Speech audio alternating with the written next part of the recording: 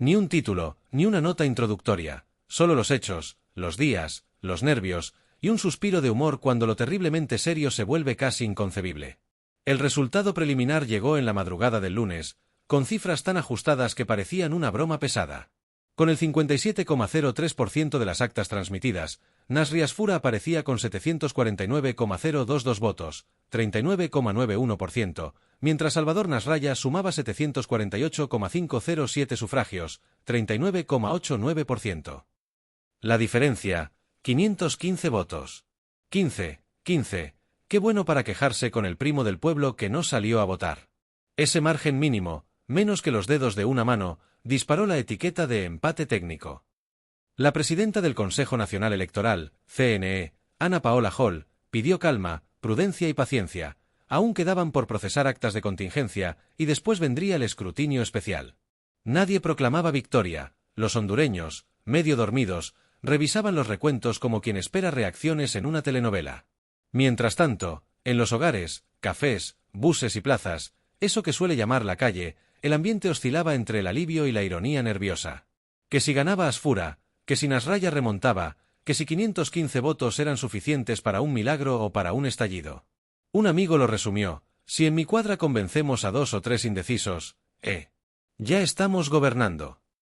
Porque lo cierto es que, en un país acostumbrado a esperanzas rotas y resultados predecibles, ese empate técnico parecía una rareza digna de memoria. Las redes sociales se llenaron de memes. Alguien contaba la historia de un tío que jura que sí votó, pero con esa lentitud ancestral que hace pensar si su boleta terminó en la urna o en la basura. Otro posteaba: 515 votos, casi lo mismo que los que faltaron por ir a firmar el acta en las Lomas. Pese al humor, o gracias a él, la preocupación era real. Porque cuando una elección se decide por un puñado de votos, cada papeleta cuenta, cada sello importa, cada acta puede cambiarlo todo. Y en Honduras, con su historia de tensiones políticas, de impugnaciones, denuncias de fraude, desconfianza institucional, ese recuento no era un trámite, era un reto a la paciencia, a la transparencia, a la fe democrática. Se abría así una fase de incertidumbre, quizá de semanas. Primer paso: conteo manual de actas pendientes, comprobación de irregularidades, revisión estricta de firmas, de sellos, de fotocopias, de procedimientos. Segundo paso: escrutinio especial, para revisar mesas con problemas, votos impugnados, detalles irregulares. Nadie sabía cuánto tardaría, ni cómo reaccionaría la población. Muchos sospechaban que una papeleta extraviada, un acta mal firmada, un sello arrugado, podía volcar todo. La candidata que quedó en tercer lugar, Rixi Moncada, del partido oficialista, alcanzó un porcentaje cercano al 19% según ese conteo parcial. Pero su derrota, en el escenario de este mano a mano cerrado, parecía definitiva. Su voz, sus votos, se diluían en la incertidumbre que dejaba el empate técnico.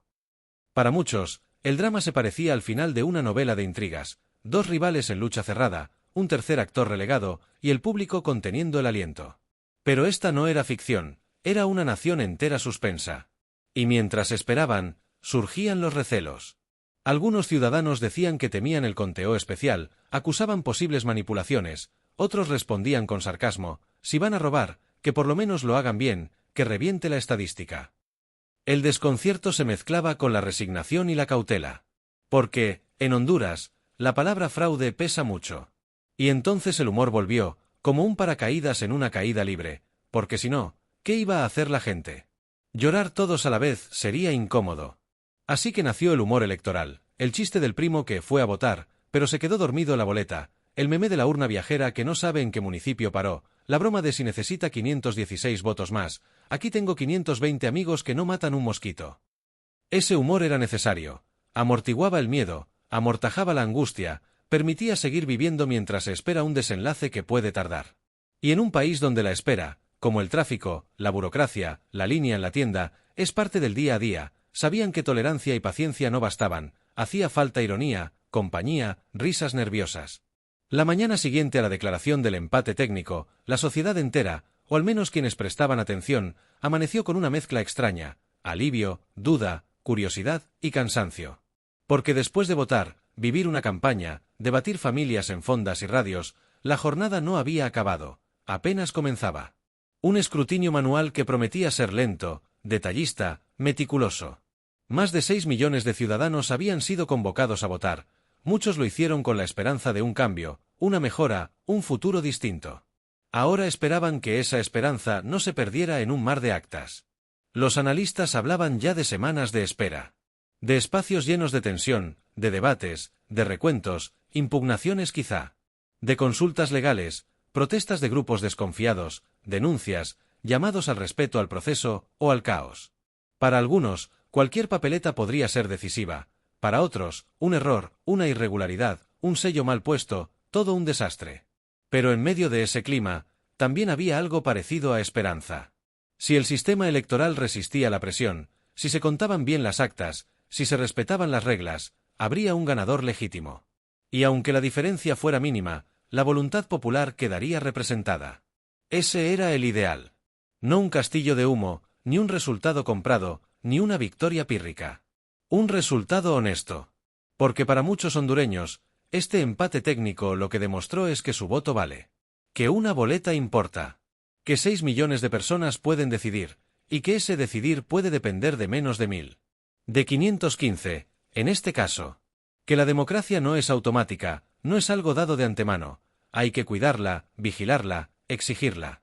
Así que el país quedó en un limbo, suspendido entre un posible gobierno nuevo y el recuerdo de lo que ya fue, entre promesas de cambio y la desconfianza de un pasado turbulento, entre la fe en las instituciones y el miedo a que fallen. Entre la decepción, la esperanza, el miedo y el chiste nervioso que permite seguir respirando. Las horas, los días, pasaron. Las actas seguían llegando. Los recuentos avanzaban lentamente. Los cafés seguían abiertos en madrugada, gente con el celular en mano, refrescando la página del CNE como quien espera un gol en tiempo añadido. Porque cada voto extra, cada acta de contingencia, podía bastar. Y eso lo hacía emocionante. Y aterrador. En medio de todo, los candidatos callaban, o al menos evitaban proclamar victoria. Porque el margen no lo permitía. Sería irresponsable.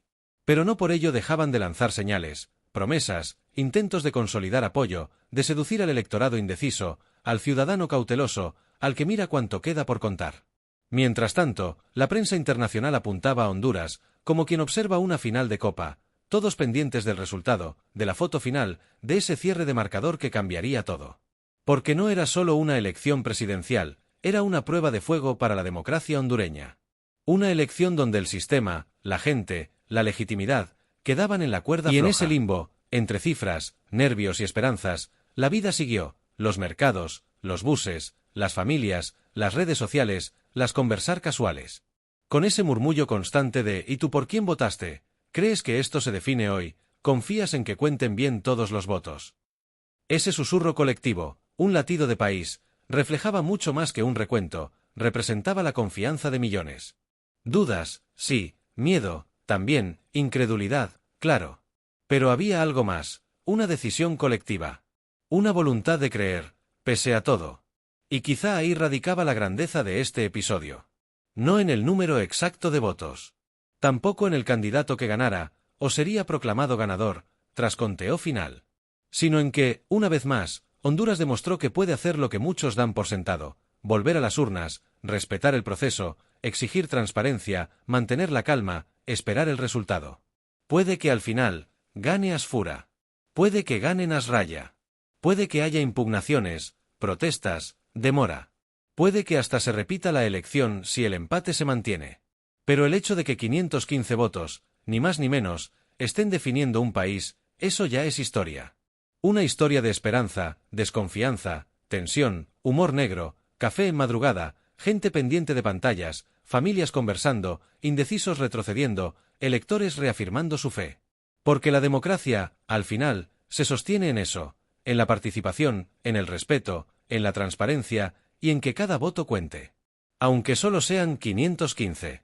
Pero el hecho de que 515 votos, ni más ni menos, estén definiendo un país, eso ya es historia. Una historia de esperanza, desconfianza, tensión, humor negro, café en madrugada, gente pendiente de pantallas, familias conversando, indecisos retrocediendo, electores reafirmando su fe. Porque la democracia, al final, se sostiene en eso, en la participación, en el respeto, en la transparencia y en que cada voto cuente. Aunque solo sean 515. Una carta desde esos días, como si yo fuera un hondureño ferviente, con mochila de café, viendo pasar carteles, esperando resultados, dudando, riendo, con miedo y esperanza. Esa carta le da cuerpo al nerviosismo, al humor, a la vida cotidiana.